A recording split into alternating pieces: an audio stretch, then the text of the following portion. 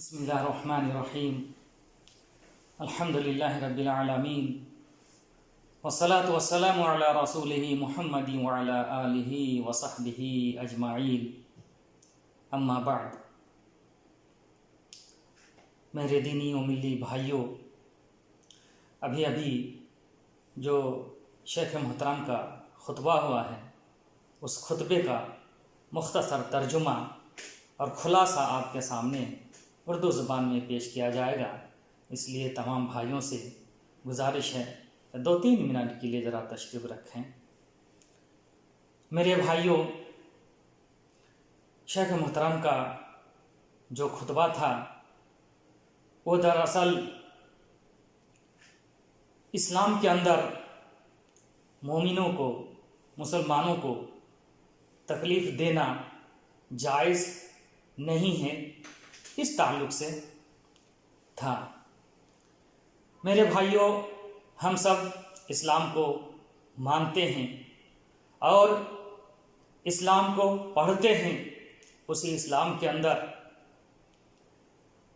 یہ جائز نہیں ہے کہ کسی کو تکلیف دی جائے۔ اسلام کا معنی ہی ہوتا ہے امن اور شانتی۔ جو شخص اسلام کو مانتا ہے، اسلام کو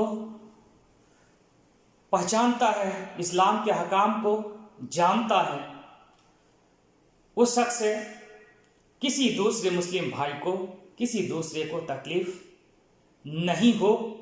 یہی اصل اسلام ہے۔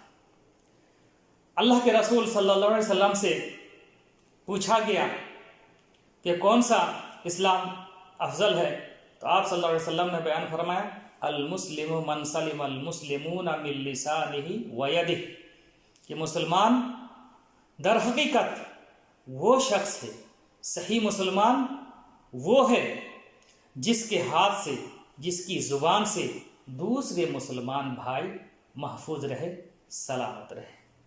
میرے بھائیوں، آج ہم اپنے سماج معاشرہ کا اگر جائزہ لیتے ہیں تو پتہ چلتا ہے کہ معاملات اس کے برعکس ہیں۔ بہت سارے مسلمان بھائی آپس میں ایک دوسرے کو تکلیف دیتے ہیں، زبانی طور پر تکلیف دیتے ہیں اور ہاتھ سے بھی تکلیف دیتے ہیں۔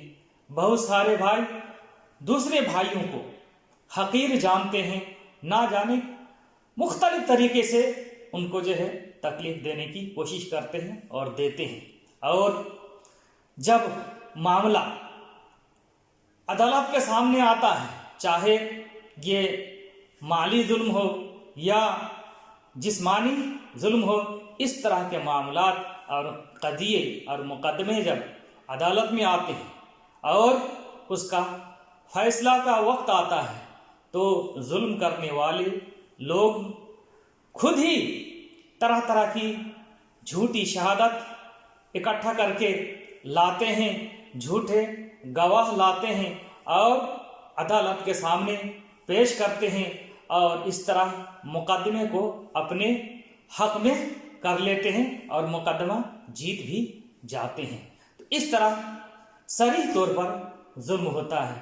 میرے بھائیوں، اللہ تبارک و تعالیٰ نے فرمایا، الیوم نختم علی افواہہم وتکلمنا ایدیہم وتشہد ارجلہم بما کانوا یکسبون۔ اللہ تعالیٰ فرماتے ہیں کہ ہم ان کی زبان بند کر دیں گے، اور آج ان کے ہاتھ بولیں گے اور ان کے پیر گواہی دیں گے جو کچھ وہ لوگ کر رہے تھے۔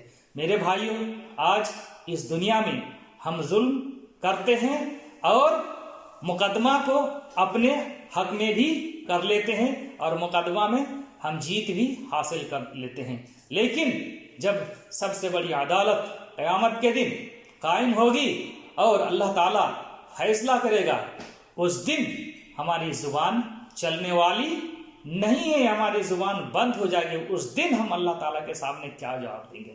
اس دن ساری سچائی کھل کر کے سامنے آ جائے گی اور ساری حقیقت کھل کر کے سامنے آ جائے گی۔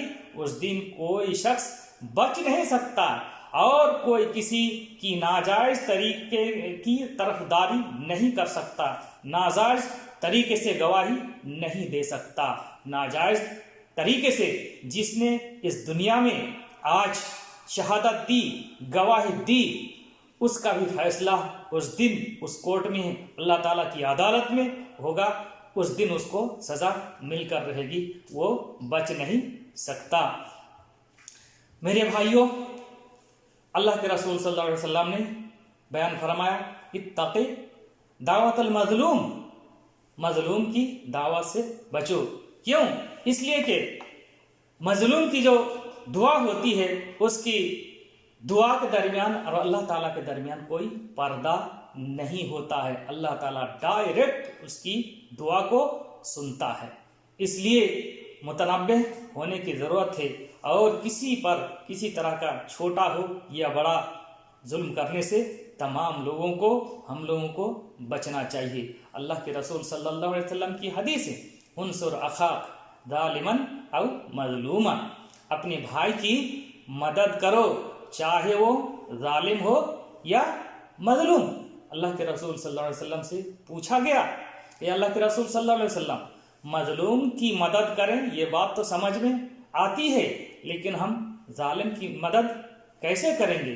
آپ صلی اللہ علیہ وسلم نے بیان فرمایا، ظالم کو تم ظلم سے روکو گے، یہی اس کی مدد ہے۔ میرے بھائیوں، اللہ کے رسول صلی اللہ علیہ وسلم اس حدیث کے ذریعے کتنی عمدہ بات کہی ہے۔ ایک ظالم کو، ظالم کی مدد ہو رہی ہے، کس طریقے سے اس کو ظلم سے بچا لیتے ہیں، کیونکہ آج اگر اس کو ظلم سے بچا لیا جائے تو قیامت کے دن وہ جو گناہ اور ظلم کر رہا تھا، اس کی سزا سے وہ بچ جائے گا، اس طرح اس کی مدد ہو جائے گی۔ ہم لوگوں کے سماج معاشرہ میں اس طرح کے حالات ہم لوگ دیکھتے ہیں، ظالم کو بھی ظلم کرتے ہوئے دیکھتے ہیں، اور مظلوم پر ظلم ہو رہا ہے اور اس کو بھی ہم لوگ دیکھتے ہیں، لیکن ہم لوگوں کی زبان سے حق بات نہیں نکلتی ہے اور ہم انصاف کے لیے آواز نہیں اٹھاتے ہیں۔ اس طرح کی خاموشی ہمارے لیے اچھی بات نہیں ہے۔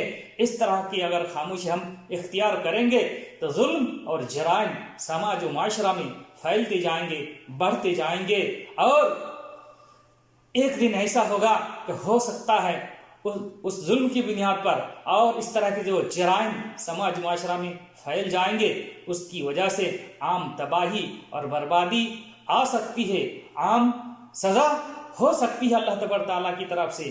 اس دن پھر ہم لوگ جو ظلم نہیں کر رہے ہیں، ظلم کرتے ہوئے دوسروں کو دیکھتے ہیں، اس دن ہم لوگ بھی اس عذاب میں مبتلا ہوں گے، اور جو ظلم کرنے والے ہیں وہ بھی اس عذاب سے دوچار ہوں گے۔